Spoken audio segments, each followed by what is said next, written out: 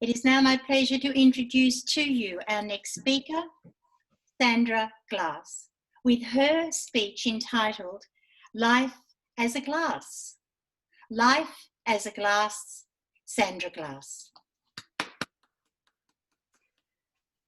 My life as a glass began when I married my husband, Roger. That's Roger Glass. That's where the name comes from. My realization of just what the connotations of that name were came at our wedding reception. My new husband began his speech like this.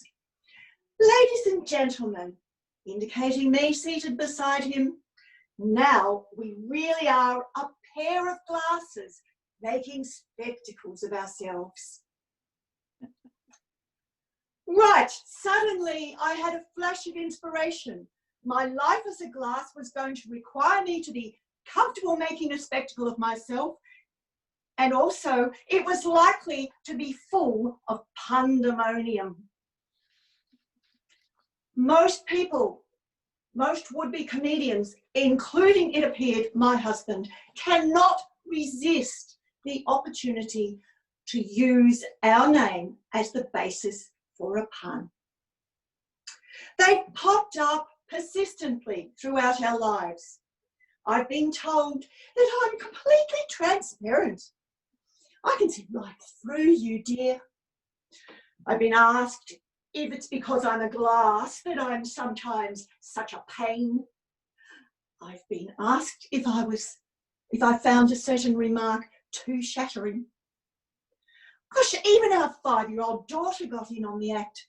When she was threatened, she would put her hands on her head and duck and say, please don't hit me, I'm a little glass and I might break. The name Glass also presents problems when you want to give your children their names. Now, we politely managed to decline suggestions that we call our daughter Crystal, Brandy, or Sherry. I wanted to call her Belinda Ann. No way, said my husband. Think of the initials, B-A-G. She'll be bagged for sure.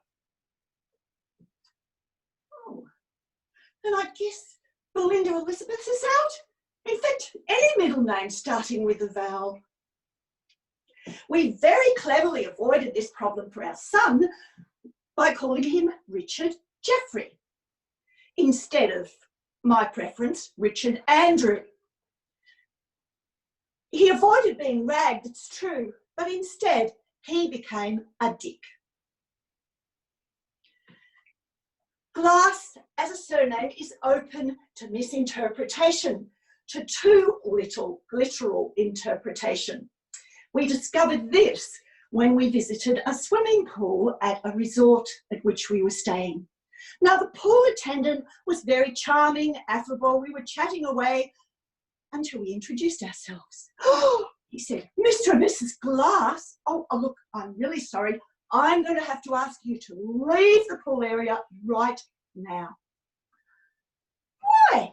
Asked my husband indignantly. What have we done? Oh no, sir, it's nothing you've actually done. It's company policy. Just read the notice up there. It says, no glass allowed in pool area.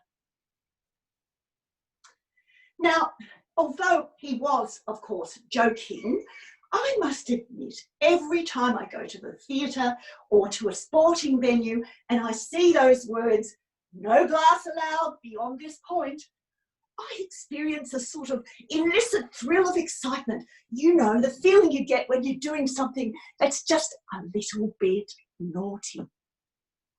But I worry about the day when someone will interpret the notice on the fire alarm literally. You know, the one that says, in case of fire, break glass. Telstra, of course, also had to get into the act. Anyone else had problems with Telstra? Back in the 80s, when my husband incorporated his medical practice, he went from being Roger Glass to being Roger Glass Proprietary Limited. And Telstra, in their wisdom, put him in the business part of that antique tome, the Melbourne Telephone Directory.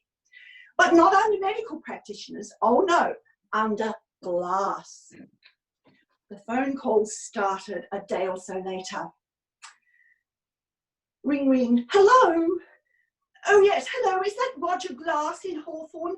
Look, this is Mary Johnson and we have a broken window and we'd really like you to be able to fix it for us today. I had to explain to the importunate Mrs. Johnson that Glass was my husband's surname and not his trade. And that although, as a psychiatrist, it's true that he was an expert in mending broken relationships, when it came to mending broken glass, he simply didn't cut it.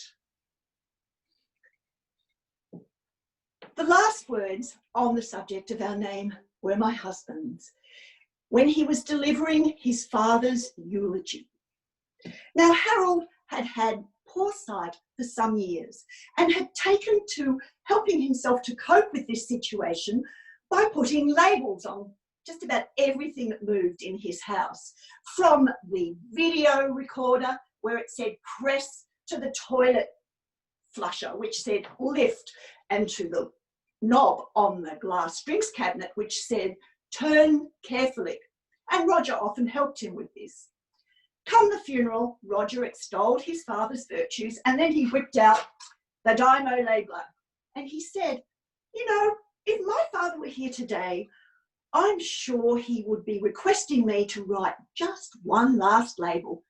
I can almost hear him whispering in my ear, son, you see that coffin over there? Could you please just put a label on it that says glass handled with care? Being a glass, or life as a glass, has been full of puns, just as I anticipated. However, what has changed since our wedding day is that I no longer care about making a spectacle of myself, and that's why I'm here today. And if that's what it takes for me to remain one of this particular pair of glasses for the rest of my life, I see my way perfectly clearly to doing just that. Madam Contest Chair.